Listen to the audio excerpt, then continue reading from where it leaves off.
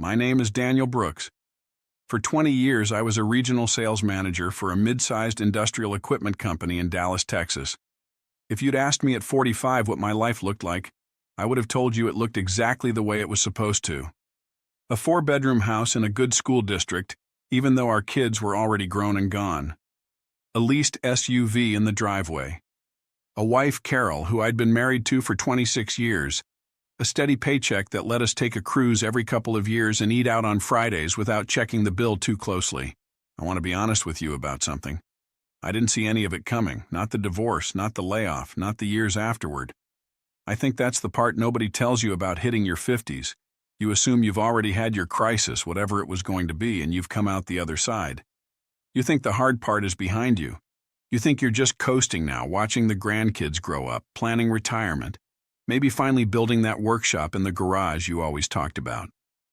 I didn't know that the hardest years of my life hadn't happened yet. Let me tell you what my life actually looked like before all of this. I worked for the same company for 19 years, Halden Industrial Supply, a distributor of manufacturing equipment across the Southwest. I started as a territory rep straight out of college, driving 400 miles a week to visit machine shops and plant managers, and by the time I was 40, I'd worked my way up to regional manager, overseeing 6 states.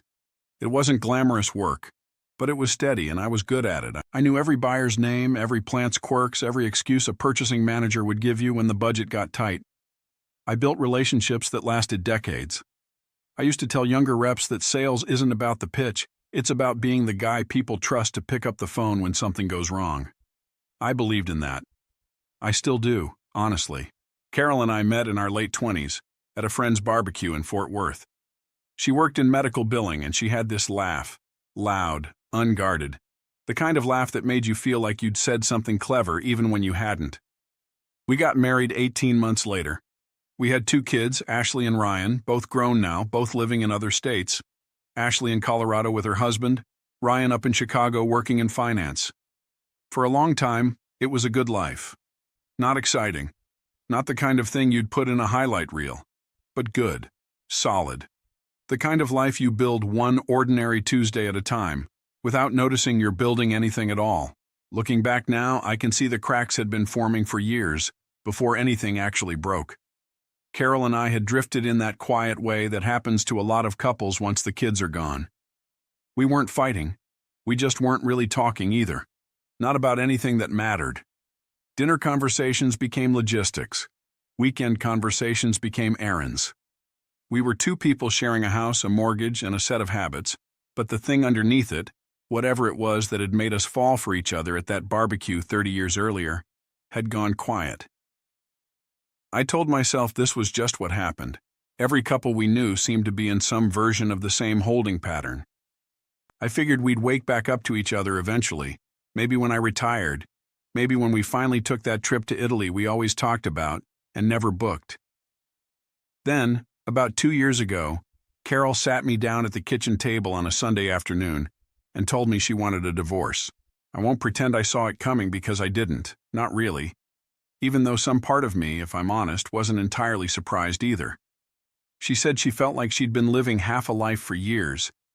She said she still cared about me, but she didn't love me anymore.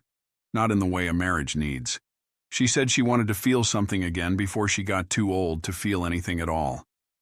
I remember sitting there at that table, the same table we'd eaten 1,000 breakfasts at, and feeling like the floor had opened up beneath the house. The divorce itself took almost a year, and it was ugly in the quiet, exhausting way these things often are. Not screaming matches, just lawyers, paperwork, and the slow, methodical division of a life into 2 piles.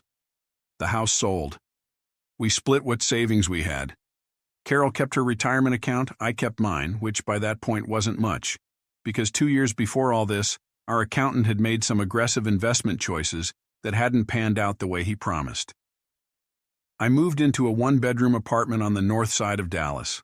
I told myself it was temporary, a soft landing before I figured out my next move.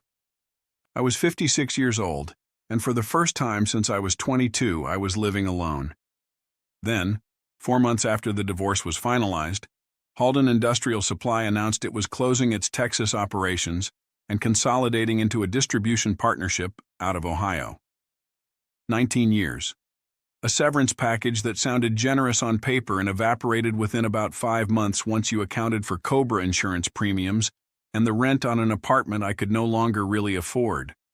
I sent out resumes. I had phone interviews. I had one in-person interview with a company in Fort Worth that went, I thought, extremely well, and then heard nothing back for 6 weeks before finally getting a form letter rejection. I was 57. I had 2 decades of experience in an industry that was consolidating and automating, and every recruiter I spoke to had some version of the same unspoken subtext. You're a little further along than we're looking for. Nobody says it outright. They don't have to. I want to try to describe what those months actually felt like, because I think people who haven't been through it imagine it as just being sad, and it wasn't that exactly. It was more like being slowly erased. Every part of my identity, husband, provider, the guy at the office everyone came to for advice, had been quietly removed, one at a time, without my permission, over about 18 months. I'd wake up at 5:30 in the morning out of habit because for 19 years that's when I got up for work, and then I'd lie there in a 1-bedroom apartment with nowhere to be and nothing that needed me. I started avoiding calls from old coworkers because I didn't know how to answer, "So what are you up to these days?" without it sounding like a confession. My son Ryan called every couple of weeks, and I could hear the worry underneath his casual questions. My daughter Ashley was more direct. She suggested I see a therapist, which I did, twice, before deciding it wasn't for me.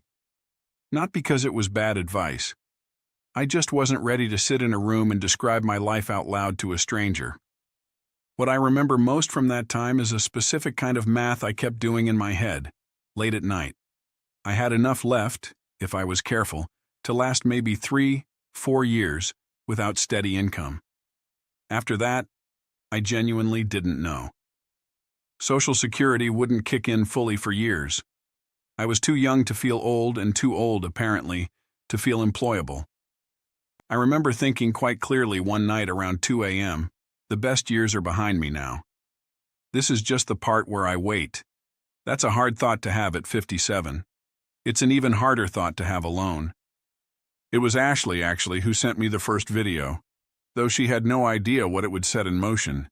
She sent it almost as a joke, I think, a link to a YouTube channel with a message that said something like, "Dad, look at this. Maybe you should just move to the Philippines, LOL." I almost didn't click it. I was in one of those low weeks where I wasn't really absorbing anything, just going through the motions, coffee, job boards, silence. But something made me open it, maybe just to have something to reply to her with. The video was about an American man in his 60s who'd retired to a small city outside Cebu. He talked about how far his modest retirement income stretched there, how he was renting a comfortable house for less than his old cable bill back in the States, eating out several times a week, and had built a genuine circle of friends, both expats and locals, in a matter of months. But it wasn't the cost of living that stuck with me. It was his face. He looked lighter. He talked about waking up without dread. He talked about being useful again, teaching English part-time at a local school, something he said gave him more purpose than his last decade of corporate work ever had. I watched 3 more videos that night, then 5 more the next day. Within 2 weeks, I think I'd watched almost every video that existed about Americans retiring or relocating to the Philippines. Something about it kept pulling me back, and it took me a while to understand what it actually was. It wasn't the beaches, though the beaches didn't hurt. It was the sense that these people hadn't just moved somewhere cheaper. They'd found a way to become someone new, at an age when the world generally tells you that chapter is closed. I want to be honest. I didn't book a flight the week after watching those videos. It took months. Because alongside the curiosity was a whole chorus of doubt, and some of the doubt came from people who loved me. Ryan thought I was having some kind of breakdown. "Dad, you don't just move to Southeast Asia because you're going through a rough patch," he told me on the phone. And I understood why he said it. Ashley was gentler but still cautious. She worried I was running from my problems instead of solving them. A couple of old coworkers I mentioned it to gave me the kind of look you give someone you think has lost the plot. And honestly, I had my own doubts too, bigger than anyone else's. I didn't speak Tagalog. I'd never been to Asia in my life. The furthest I'd traveled was a work trip to Mexico City in my 30s. I was 57, recently divorced, recently unemployed, and I was seriously entertaining the idea of getting on a plane to a country I knew almost nothing about, based on a series of YouTube videos. I spent close to 4 months researching before I let myself seriously consider it. Visa requirements, cost of living comparisons, city by city, Manila, Cebu, Dumaguete, Davao, healthcare access for expats, safety, scam stories, and there were plenty of those too, cautionary tales of people who'd been taken advantage of. I joined online forums for expats already living there and asked question after question, and people were, for the most part, remarkably generous with their answers. What struck me, the more I researched, was a distinction one expat made in a forum post that stuck with me for weeks afterward. He wrote something like, "People who come here looking for an escape usually leave disappointed, but people who come here looking for a second chance usually find one." I read that sentence probably 10 times. There wasn't one single moment where I decided. It built slowly, the way water finds its way through a crack in concrete over years, not days. But if I had to point to something, I'd point to a Tuesday afternoon, sitting in my apartment, staring at a spreadsheet I'd made comparing my monthly expenses in Dallas against estimated expenses in a mid-sized Philippine city. The numbers weren't just better, they were transformative. What was barely covering rent and utilities in Dallas would cover rent, utilities, groceries, and health care with money left over in a city I'd researched extensively, Dumaguete, on Negros Island.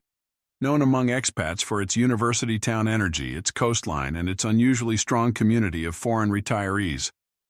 But it wasn't really the spreadsheet that decided it. It was something Ashley said to me on the phone, almost offhand, a few days after that.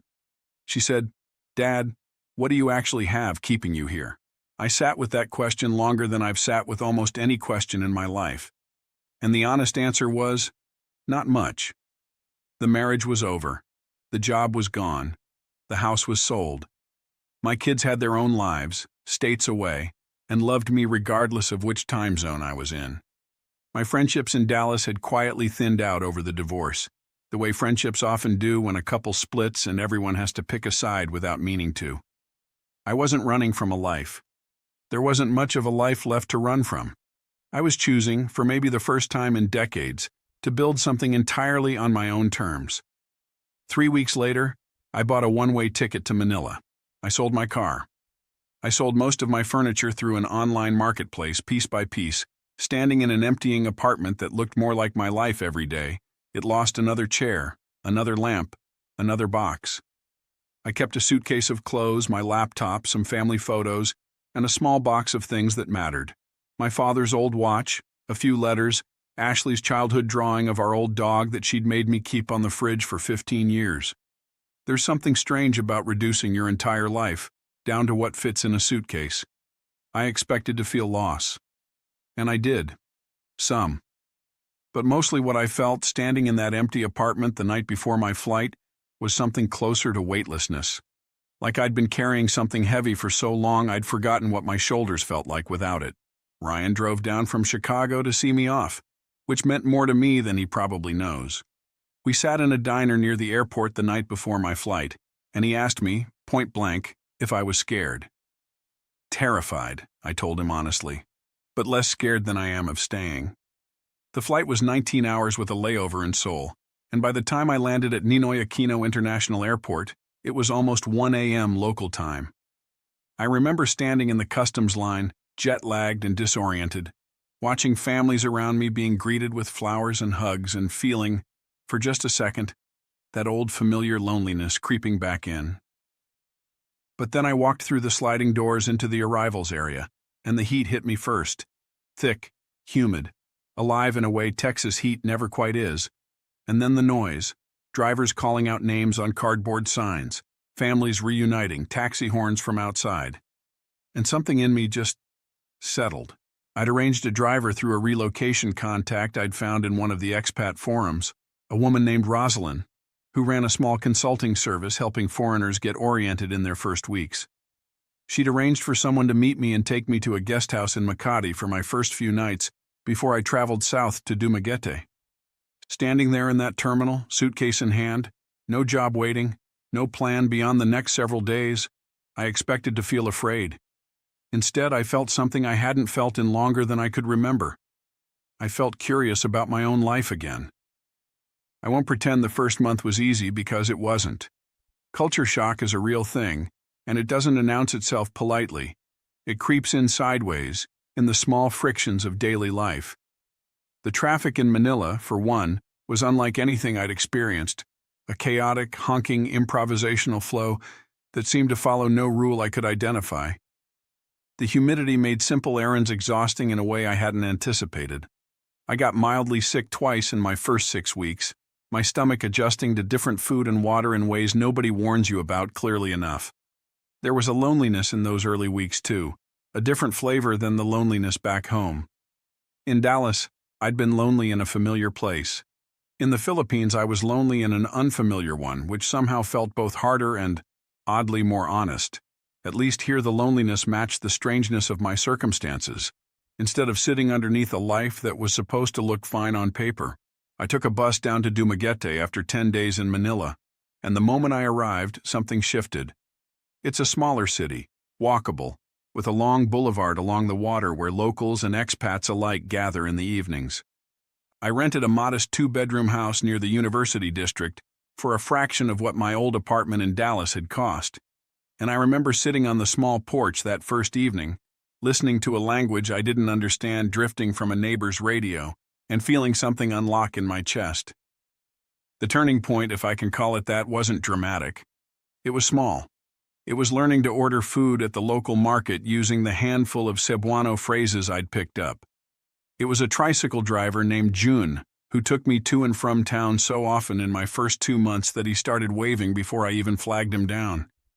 It was being invited, almost accidentally, to a neighbor's birthday celebration, and realizing 3 hours in that I hadn't thought about Dallas, or Carol, or the job I'd lost, even once. I started volunteering at a small English language program connected to the university, something Rosalind had mentioned in passing during one of our early conversations. I wasn't a certified teacher, but they needed conversation partners for students preparing for work abroad, and I found myself, for the first time in over a year, looking forward to something. Twice a week, I sat with groups of students in their 20s talking about everything from grammar to Texas barbecue to their dreams of working in Canada or Australia one day, and I realized I hadn't felt useful like this in a very long time. I made friends too slowly, the way you do in your late 50s. Not quickly, not casually, but deliberately. A retired Canadian named Pete, who'd been in Dumaguete for 6 years and became something like an older brother figure, teaching me the unwritten rules of expat life.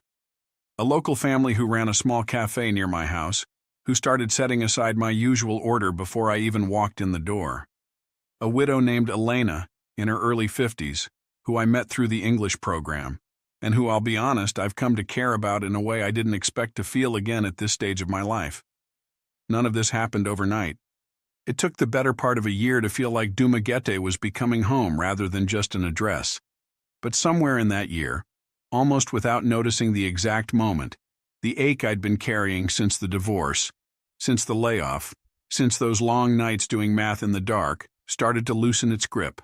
Today, almost 2 years after that first night in Manila, my life looks nothing like it did in Dallas, and honestly, nothing like I expected it to look either.